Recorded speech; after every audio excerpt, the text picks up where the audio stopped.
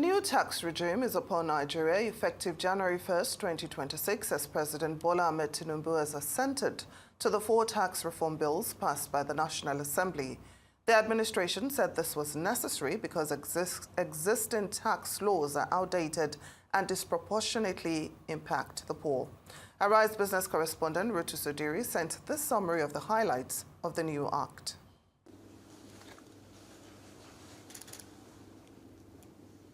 President Bola Tinubu has assented to the 4 tax reform acts recently passed by the National Assembly.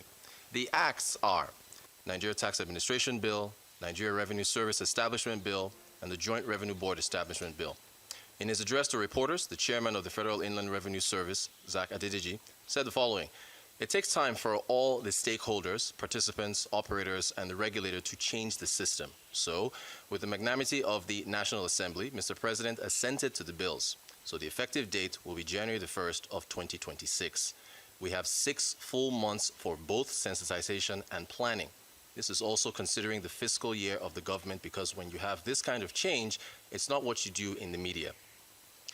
Here's what we know about the key reforms in the bills. For the Nigeria Tax Act, it swaps multiple rules into a single tax code. It also eliminates smaller overlapping taxes. For reforms in the Tax Administration Act, common rules are now set for tax collection, and that's across federal, state, and local governments.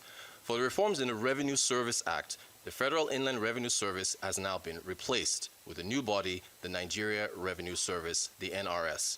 As for the reforms in the Joint Revenue Board Act, it creates a tax ombudsman and a new tax tribunal to resolve disputes. So what are the intended benefits for these reforms? It's supposed to be felt mostly by low-income earners. Those earning ₦1 million or less get 200,000 naira rent relief. There's a VAT exemption on food, healthcare, education, and rent. SMEs who earn below 50 million naira in turnover per year are exempted from company income tax. And for larger companies, the company income tax of 30% is supposed to be gradually reduced to 25% over a number of years.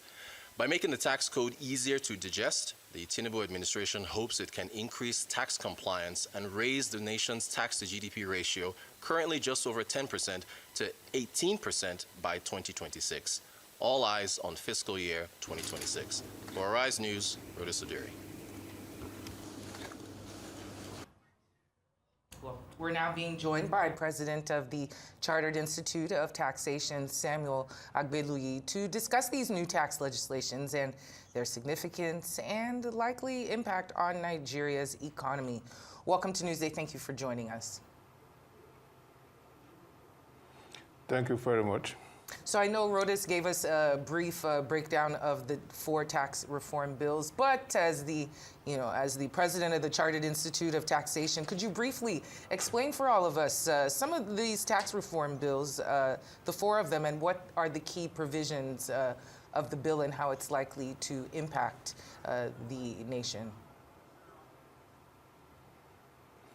Okay, thank you for having me. Let me start by making a correction. I'm not the president of CITN. I'm the immediate past president. The current president is Mr. Innocent Oagua, but I've been invited in my personal capacity as a tax professional. Now, to the benefit of the current bill now out of the National Assembly, I would say in summary that it's a major positive step for Nigeria economy to grow. And how do I mean? What we had before now, we had a lot of what I call the multiplicity of taxes, and some of the laws are so archaic that you can't relate with. The fine and the penalty, maybe in some instances, when Naira still had value, the time value of money had overtaken those penalty or the likes in the old laws. And now we have what you can relate with that is contemporary in nature. And if we call it tax laws, fine, we are right to say so. It's also an attempt to ensure that the ease of doing business in the country is addressed in a way, by way of this act.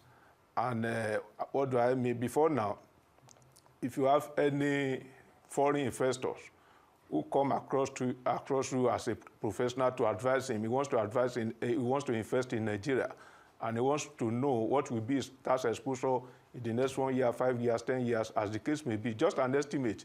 It was difficult because of the kind of unwieldy nature of the tax laws we have as at yesterday and before now. But with what we have, there are a lot of certainty. You can advise something close to accurate figure you can give out depending on the parameter you are looking at.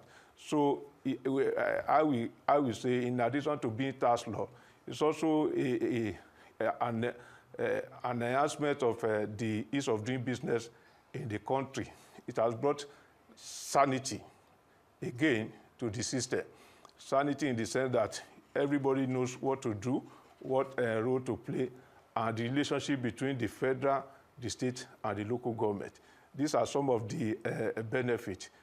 We need to, tax revenue is the sustainable way of financing government expenditure. And so no serious government, no serious nation should put that at the back seat. But now that this has jumped to the front seat and the government is addressing it, I think I can say Nigeria's economy is about to start doing well. So what reliefs or exemptions were provided under the tax laws, particularly for low-income earners and small businesses?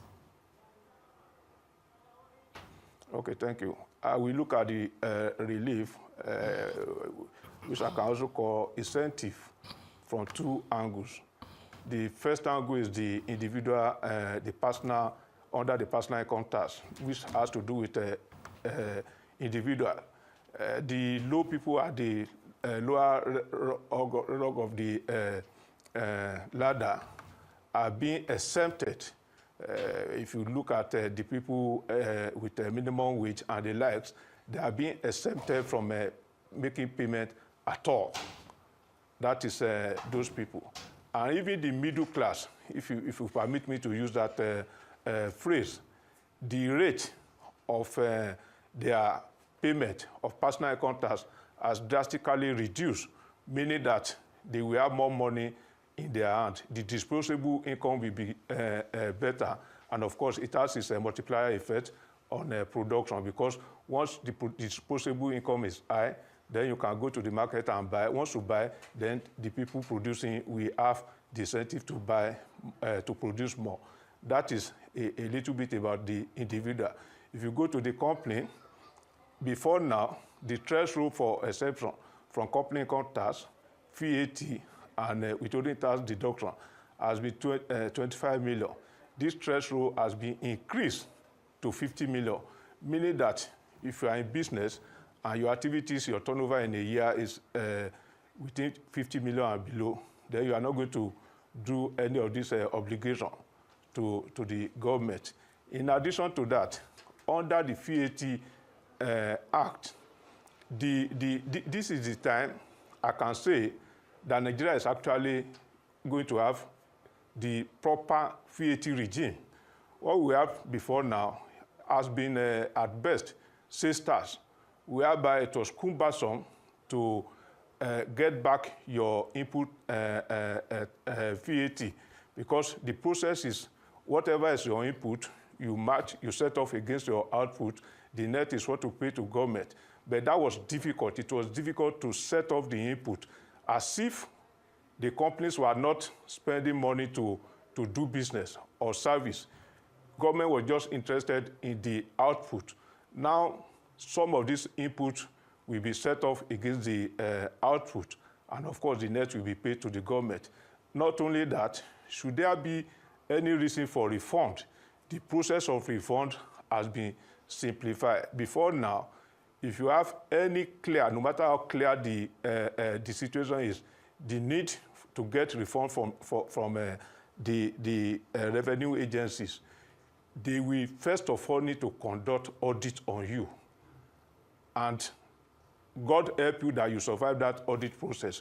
But this process under the new act has been simplified, whereby within 30 days or 90 days, as the case may be, you can always get your refund.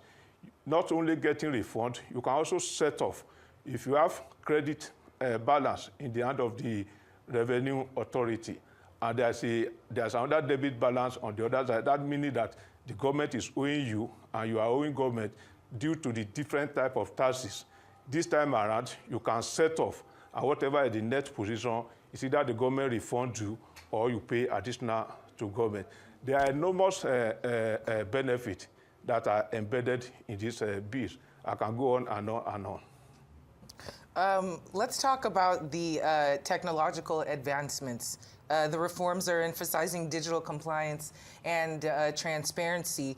What specific technological advances and processes were envisioned to achieve this, if you're aware? That is within the premise of the revenue, the administrators. But I must say this, what is the main job of the Revenue Authority? That will lead us to the kind of technology you need to apply. The main job of the Revenue Authority is assessment, collection, and accountability of whatever you collect. Their main jobs are broadly divided into these three areas. So, and how do you assess if you don't have sufficient technological system in place in this current day and age, whereby a lot of transactions are going on the internet? So, in this regard, we can say from what we know currently, there's a package by the Federal Inland Revenue Service, now the Nigerian Revenue Service, called Tax Promas. That has served the interests of the taxpayer fairly well. And at the state level, some of the states, I don't think I can count more than 10 or at the maximum 15 that have sufficient and good technology that can be deployed to ensure that they track, because ahead of your assessment must be enumeration. And the enumeration cannot be done in silos. You need to also leverage on the system within the country. The BVN, the NIM, all this must be synchronized. Once you have all this information, then of course, you can always, it will give you a benefit or an advantage to do your assessment. And once you are able to do your assessment, collection becomes easy. And of course, the place of accountability, accounting for whatever you collect, is always there. So whether at the federal level or at the state level, the focus will be on this. Those technology that will enhance this, but outside of the Revenue Authority, whether be it at the federal or at the state, is the role of the government as to harmonizing the various database that we have currently in Shiloh. Well, former President, Chartered Institute of Taxation, Mr. Samuel Agbeluyi, thank you so much for joining us on Newsday.